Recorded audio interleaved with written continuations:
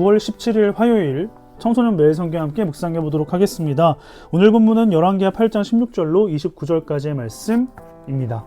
오늘 본문은 뜬금없이 남유다의 두 왕이 나옵니다. 그 이유는 아합 가문이 어떻게 멸망하게 될 것인지에 대한 과정을 보여주기 때문입니다. 아합의 아들 중 두 번째로 왕이 된 요람이 이스라엘을 다스리고 있을 때 남유다에는 여호람과 아하시아가 왕으로 있었습니다. 기억하실지 모르겠지만 남유다는 하나님의 마음을 누구보다 잘 헤아리고 드러낸 다윗으로 인해 보호하심을 받고 있었습니다. 그런데 여호람은 아합의 딸과 결혼을 하게 됩니다. 결혼이라는 것은 가치관과 기준이 동일하게 되는 것입니다. 이로 인해 북이스라엘에서 우상숭배를 했던 최악의 왕 아합의 영향력이 남유다에게 그대로 흘러오게 됩니다.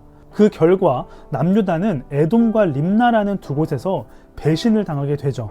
불안하게 됩니다. 그리고 이어서 왕이 된 아하시아는 자신의 아버지 여호람이 들여온 아합의 영향력을 거부하지 못하고 그대로 답습합니다. 그리고 남유다는 북이스라엘과 동맹을 맺고 모든 일을 같이 하게 되죠. 이스라엘의 왕 요람과 남유다의 왕 아하시아는 동맹을 맺고 벤하닷에 이어 아람 왕이 된 하사엘과 맞서게 됩니다. 이 전쟁에서 요람은 부상당해서 치료를 받기 위해 이스라엘이라는 나라로 향합니다. 아하시아는 어떻게 했을까요? 요람을 문병하기 위해 이스라엘로 향하게 됩니다. 하나님께서 다윗에게 하신 약속을 지키기 위해 하나님을 떠난 남유다를 멸망시키지 않으십니다. 그러나 이 사실을 깨닫지 못한 남유다의 백성들은 계속해서 죄를 짓게 될 것입니다. 북이스라엘도 마찬가지일 것입니다. 그리고 이러한 상황들이 아합 왕가에 대한 심판을 예언하신 하나님의 말씀이 성취되는 계기가 될 것입니다. 오늘 본문을 통해서 우리가 알 수 있는 것은 하나님의 말씀은 영원히 변하지 않는다라는 것입니다. 하나님은 반드시 언젠가 약속을 이루시는 신실하신 분입니다. 우리는 하나님은 자신이 하신 약속을 반드시 이루시는 분임을 언제나 기억해야겠습니다.